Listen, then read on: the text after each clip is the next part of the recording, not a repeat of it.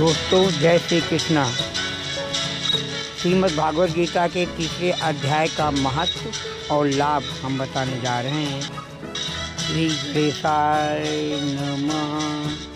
इस अध्याय में श्री कृष्ण ये समझाते हैं कि सभी जीव अपनी स्वाभाविक प्रकृति के गुणों के कारण कार्य करने के लिए बाध्य होते हैं। कोई भी प्राणी एक क्षण के लिए भी अकर्मा नहीं रह सकता है। जो गिरवे वस्त्र धारण कर ब्रह्म रूप से वैराग्य प्रदर्शित करते हैं, लेकिन आंतरिक रूप से इंद्रिय विषयों के भोगों के प्रति आसक्त रखते हैं, वह ढोंगी हैं। वे कर्मयोग का अनुपालन करते हुए बाह्य रूप से निरंतर कर्म करते रहते हैं, लेकिन उसके आसक्त नहीं होते हैं, वे उनसे श्रेष्ठ हैं।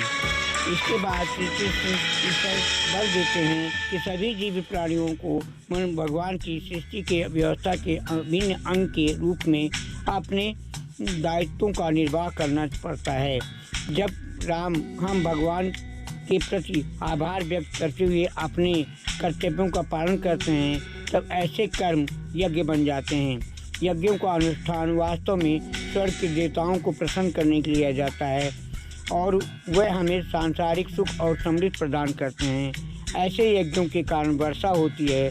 वर्षा से अन्न उत्पन्न होता है जो जीवन निर्वाह के लिए आवश्यक है।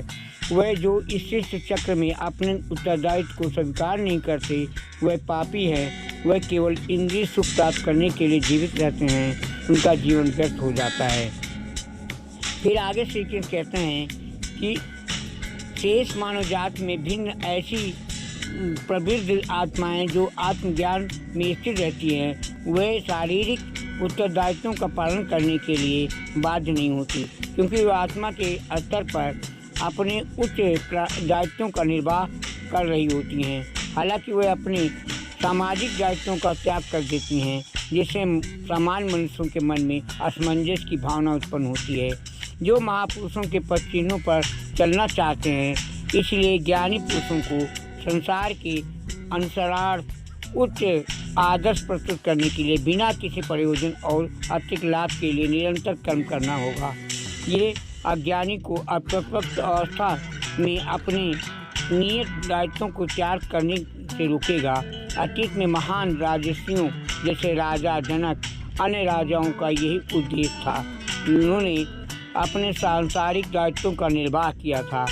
तत्पश्चात अर्जुन पूछता है कि लोग अनिच्छा से पापपूर्ण कर्मों में प्रवृत्त क्यों होते हैं? क्या उन्हें बलपूर्वक पाप कर्मों में लगाया जाता है? परम प्रभु श्री कृष्ण बताते हैं कि संसार का सर्वव्यापी पापपूर्ण शत्रु केवल काम वासना है। जिस प्रकार से अग्नि कुएं से ढकी रहती है, दर्पण धूल से ढका रहता है, उसी प्रकार कामान्य मनुष्य के ज्ञान पर आवरण डाल देती है और उसकी बुद्धि का विनाश कर देती है। श्री कृष्ण अर्जुन से आह्वान करते हैं कि वो इस कामना रूपी शत्रु का संहार कर दे और पाप का मूर्त रूप है और इंद्रिय जो पाप का मूल रूप है और अपनी इंद्रिय मन बुद्धि को बस में करें। अब श्रीमद् भागवत गीता तीसरे अध्याय के पाठ का महत्व। श्री नारायण बोले, हे लक्ष्मी, एक महत्वपूर्ण व्यक्ति अकेला ही एक वन में रहता था। गलत कार्यों से आपने बहुत सा धन इकट्ठा किया। किसी कारण से वो सब धन जाता रहा। अब वो व्यक्ति बहुत चिंतित रहने लगा।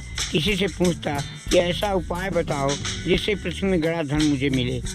किसी से पूछता कोई उपाय बताओ जिससे लगाने से पृथ्वी में गड़ा धन दिखने लगे। तब किसी ने कहा, मांस मदिरा खाया पिया करो। तब एक खोटा कर्म करने लगा, चोरी करने लगा। एक दिन धन की लालसा कर चोरी करने गया। मार्ग में चोरों ने उसे मार दिया। तदनंतर उसने प्रेत की जोनी पाई। उस जोनी में उसे बड़ा दुख हुआ। एक बट पीठ के नीचे 7 दिन चिल्लाया करता कि कोई ऐसा भी है जो मुझे इस अधम देश से छुड़ाए। कुछ समय बाद उसकी पत्नी जो गर्भवती थी, उसने एक पुत्र को जन्म दिया। जब उसका पुत्र बड़ा हुआ, एक दिन अपनी माता से पूछा, मेरा पिता क्या व्यापार करता था और उसका देहांत किस प्रकार हुआ? तब उसकी माता ने बताया कि बेटा, तेरे पिता के पास बहुत धन था, वो सब यूं ही जाता रहा। वो धन के चले जाने से वो बहुत चिंतित रहने लगा। एक दिन धन की लालसा में चोरी करने गए, लेकिन मार्ग में चोरों ने उसे मार डाला। तब बेटे ने कहा, हे माता, उनकी गति कराई थी। माता ने कहा, नहीं कराई। बेटे ने पूछा, माता, उनकी गति करानी चाहिए। माँ ने कहा और जाकर प्रार्थना की, हे स्वामी, मेरे पिता एक दिशा में जाकर मृत्यु को प्राप्त हुए, अतः उनका उद्धार किस तरह हो सकता है। पंडितों ने कहा, तू गया जी जाकर उसकी गति कर, तब पितरों का उद्धार होगा। वो अपनी माता की आज्ञा लेकर गया जी को गमन किया। प्रयागराज का दर्शन स्नान करके आगे को चला। रास्ते में एक वृक्ष के नीचे बैठ गया। वहाँ उसे बड़ा भय प्राप्त हुआ।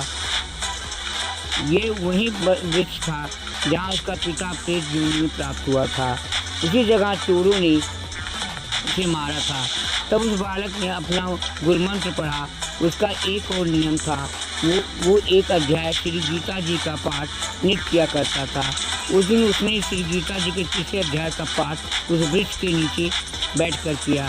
जिसे उसके पिता ने प्रेत योनि में सुना तो सुनते ही उसकी प्रेत योनि छूट गई और उसका शरीर देवताओं के समान हो गया। स्वर्ग से विमान आए और विमान पर चढ़कर उसके सामने आया और आशीर्वाद देकर कहा, पुत्र, मैं तेरा पिता हूँ जो मरकर प्रेत में हुआ था। तेरे इस पाठ करने से मुझे देवताओं के समान शरीर मिला है। अब मेरा उद्धार हुआ है और तेरी कृपा से मैं स्वर्ग को जा रहा हूँ। तब तू गया जी को अपनी खुशी से जा। इतना सुनकर पुत्र ने कहा, हे पिताजी, कुछ और आज्ञा करो जो मैं आपकी सेवा करूं। तब उस देही ने कहा, देख, मेरी 7 पीढ़ियों के पुत्र नरक में पड़े हैं। अब तू श्री गीता जी के तीसरे अध्याय का पाठ करके उनको भी इस दुख से मुक्ति प्रदान कर। इतना वचन सुनकर वो स्वर्ग में चले गए। तब इस बालक ने इस बात करने वहीं पर पुनः गीता के तीसरे अध्याय का पाठ किया और सब पुत्रों को उसका पुण्य देकर वैकुंठ धामी किया। जो प्राणी श्री गीता जी का पाठ करता है या सुनता है, उसका फल कहाँ तक कहने में नहीं आ सकता। तब श्री भगवान जी बोले, हे लक्ष्मी, ये तीसरा अध्याय का जो फल मैंने तुमसे कहा वो तुमने सुना है।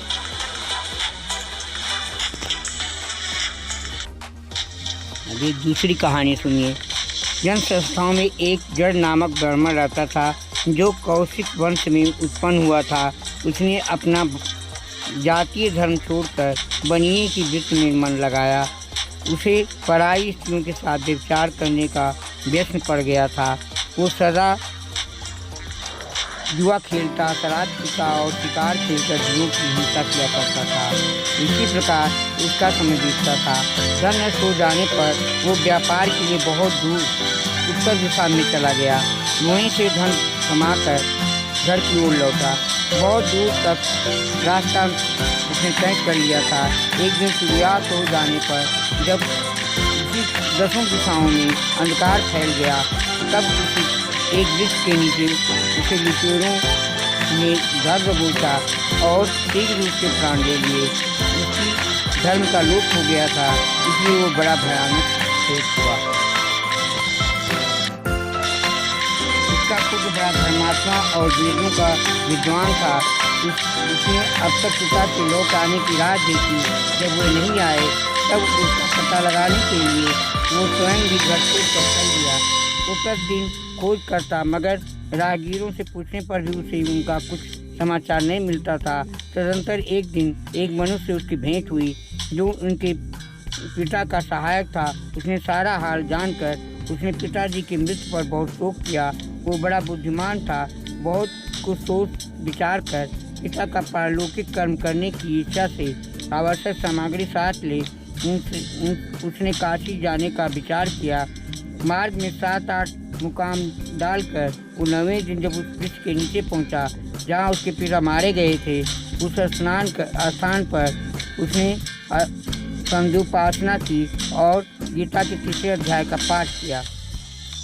इसी समय आकाश में बड़ी भयानक आवाज़ हुई। उसने अपने पिता को भयंकर आकार में देखा। फिर तुरंत ही उसने अपने आकाश में उसे एक सुंदर प्रसाद दिखाई दिया जो महान तेज से व्याप्त था। उसमें अनेकों क्षुद्र घटकाएँ लगी थीं। उसके तेज से समस्त दिशाएं अलौकिक हो रही थीं। वो देखकर उसने पिता की व्यग्रता दूर हो गई और उसने विमान पर अपने पिता को दिव्य रूप धारण किए विराजमान देखा। उनके शरीर पर पीताम्बर शोभा पा रहा था और मुनिजन उसे स्तुति कर रहे थे। उन्हें देखते ही पुत्र ने प्रणाम किया। तब पिता ने भी उसे आशीर्वाद दिया। तत्पश्चात उसने पिता से ये सारा वृत्तांत पूछा।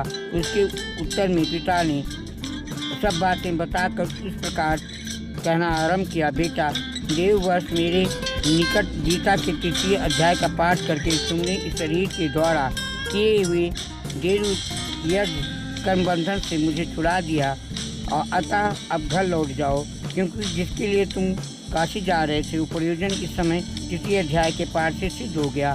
पिता के यूँ कहने पर उसने पूछा, तात मेरे पिता का उपदेश दीजिए तथा और कोई कार्य जो मेरे लिए करने योग्य हो बतलाइए। तब पिताजी ने मुझसे कहा, अनक, तुम्हें यही कार्य फिर करना है। मैंने जो कर्म किया है वही मेरे भाइयों ने भी किया था, जिससे वो घोर नरक में पड़े हैं। उनका भी तुम्हें उद्धार करना चाहिए तथा मेरे कुल के और भी जितने लोग नरक में पड़े हैं उन सब का भी तुम्हारे द्वारा उद्धार हो जाना चाहिए। यही मेरा मनोरथ है। बेटा, जिस साधन के द्वारा तुमने मुझे संकट से छुड़ाया है उसी का अनुसरण कर औरों के लिए भी करना उचित है। उसका अनुष्ठान करके उससे होने वाला पूर्ण उस नारक की जीवों को संकल्प करके दे दो। इससे वे समस्त मेरी तरह यातना से मुक्त हो स्वल्प काल में ही विष्णु जी के परम पद को प्राप्त हो जाएंगे। पिता के वचन सुनकर उसने पुत्र ने कहा, तात, यदि ऐसी बात है तो आप भी ऐसे ही रुचि है तो मैं समस्त नारकी जीवों का नरक से उद्धार कर दूंगा। ये सुनकर उसके पिता बोले, बेटा, एवं मस्त तुम्हारा कल्याण हो। मेरा अत्यंत प्रिय कार्य संपन्न हो गया। इस प्रकार पुत्र को आश्वासन देकर उसके पिता भगवान विष्णु के परम पद धाम को चले गए। तत्पश्चात वो भी लौटकर जन्म स्थान पे आया और परम सुंदर भगवान श्री कृष्ण के मंदिर में उनके समक्ष बैठकर पिता के आदेशानुसार गीता के तीसरे अध्याय का पाठ करने लगा। उनके नारकी जीवों का उद्धार करने की इच्छा से गीता पाठ जनित सारा पूर्ण संकल्प करके दे दिया। इसी बीच भगवान विष्णु के दूत यातना भोगने वाले नारकी जीवों को छुड़ाने के लिए यमराज के पास गए। यमराज ने नाना प्रकार के सत्कारों से उनका पूजन किया और कुशल पूछी। वह बोले, धर्मराज, हम लोगों के लिए अब और आनंद ही आनंद है। इस प्रकार साकार करके पृथ्वीलोक के सम्राट परम बुद्धिमान यम ने विष्णु दूतों से यमलोक में आने का कारण पूछा। तब विष्णु दूतों ने कहा, यमराज, शेष सैया पर शयन करने वाले भगवान विष्णु हम लोगों को आपके पास कुछ संदेश लेकर लिए भेजा है। भगवान हम लोगों के मुख से आपकी कुशल पूछते हैं और आज्ञा देते हैं कि आप नरक में पड़े हुए समस्त प्राणियों को छोड़ दें। अमित तेजस्वी भगवान विष्णु का ऐसा आदेश सुनकर यम ने नतमस्तक झुकाकर उसे स्वीकार किया और मन ही मन कुछ सोचा। तत्पश्चात मदनोन्मत्त नारकी जीवों को नरक से मुक्त देखकर उनके साथ ही वे भगवान विष्णु के पास स्थान को चले। यमराज श्रेष्ठ विमान के द्वारा जहाँ क्षीर सागर है वहाँ पहुँचे। उसके भीतर कोटि कोटि सूर्यों के समान कांतिमय नील कमल दल के समान श्याम सुंदर लोकनाथ जगत गुरु श्री हरि का उन्होंने दर्शन किया। भगवान का तेज उनकी सैया बने हुए शेषनाग के फणों की मड़ियों के प्रकाश से दुगना हो रहा था। वह आनंद मुक्त दिखाई दे रहे थे। उनका हृदय प्रसन्नता से परिपूर्ण था। भगवती लक्ष्मी उनके सरल चित्त मन से प्रेम पूर्वक उन्हें बार बार निहार रही थीं। चारों योगी जन भगवान की सेवा में खड़े थे। उन योगियों की आंखों के सारे ध्यानस्थ होने के कारण निश्चल प्रतीत होते थे। देवराज इंद्र अपने विरोधियों को परास्त करने के उद्देश्य से भगवान की स्तुति कर रहे थे। ब्रह्मा जी के मुख से निकले हुए वेदांत वाक्य मूर्तिवान होकर भगवान के गुणों का गान कर रहे थे। भगवान पूर्णतः संतुष्ट होने के साथ ही समस्त योगियों की ओर से उदासीन प्रतीत होते थे। जीवों से उन्होंने योग साधन के द्वारा अधिक पूर्ण संचय किया था, उन सबको एक ही साथ हुए कृपा दृष्टि से निहार रहे थे। भगवान अपने स्वरूप भूत अखिल सही धरा पर चराचर जगत को आनंदपूर्ण दृष्टि से आमोदित कर रहे थे। शेषनाग के प्रभा से उद्यासित एवं सर्वत्र व्यापक दिव्य विग्रह धारण किए नीलकमल के सदृश श्याम वर्ण वाले श्री हरि ऐसे जान पड़ते थे मानो चांदनी से घिरा हुआ आकाश सुशोभित हो रहा था। इस प्रकार भगवान की झांकी करके यमराज अपनी विशाल बुद्धि के द्वारा उनकी स्तुति करने लगे। यमराज बोले, संपूर्ण जगत का निर्माण करने वाले परमेश्वर, आपका अंतःकरण अत्यंत निर्मल है। आपके मुख से ही वेदों का प्रादुर्भाव हुआ है। आप ही विश्व स्वरूप और आप इसके विधायक ब्रह्मा हैं। आपको नमस्कार है। अपने बल और वेग के कारण जो अत्यंत दुर्धर्ष प्रतीत होते हैं, ऐसे दानवेंद्रों का अभिमान चूर्ण करने वाले भगवान विष्णु को नमस्कार है। पालन के समय सत्यमय शरीर धारण करने वाले विश्व के आधारभूत सर्वव्यापी श्री हरि को नमस्कार है। समस्त देहधारियों की घातक राशि को दूर करने वाले परमात्मा को प्रणाम है। जिनके ललाटवर्ती नेत्रों के तनिक सा खुलने पर भी आग की लपटें निकलने लगती हैं, उन रुद्र रूपी धारी आप परमेश्वर को नमस्कार है। आप संपूर्ण विश्व के गुरु, आत्मा और महेश्वर हैं। अतः समस्त वैष्णव जनों को संकट से मुक्त करके उन पर अनुग्रह करते हैं। आप माया से विस्तार को प्राप्त हुई अखिल विश्व में व्याप्त होकर भी कभी माया अथवा उसमें उत्पन्न होने वाले पूर्णों से मोहित नहीं होते। माया और माया जनित गुणों के बीच में स्थित होने पर भी आप उनमें से किसी का प्रभाव नहीं पड़ता। आपकी महिमा का अंत नहीं है, क्योंकि आप असीम हैं। फिर आप वाणी के विषय कैसे हो सकते हैं? अतः मेरा मौन रहना ही उचित है। इस प्रकार स्तुति करके यमराज ने हाथ जोड़ करके कहा, जादूगुरु, जगत गुरु, आपके आदेश के इन जीवों को गुण रहित होने पर भी मैंने छोड़ दिया है। अब मेरे योग्य और जो कार्य हो उसे बताइए। उनके यूँ कहने पर भगवान मधुसूदन मेघ के समान गंभीर वाणी द्वारा मानो अमृतसर से सींचते हुए बोले, धर्मराज, तुम सबके प्रति समान भाव रखते हुए लोगों का पाप से उद्धार कर रहे हो। तुम पर देवधारियों का भार रखकर मैं बिल्कुल निश्चिंत हूँ, और तुम अपना काम करो और अपने लोक को लौट जाओ। यूँ कहकर भगवान अंतर्ध्यान हो गए। यमराज भी अपनी पूरी को लौट आए। तब वो ब्राह्मण अपनी जाति के समस्त नारी के जीवों का नरक से उद्धार करके स्वयं विशेष विमान द्वारा श्री विष्णु धाम को चला गया। इस प्रकार भगवान विष्णु द्वारा बताए गए तीसरे अध्याय का महत्व समाप्त हुआ।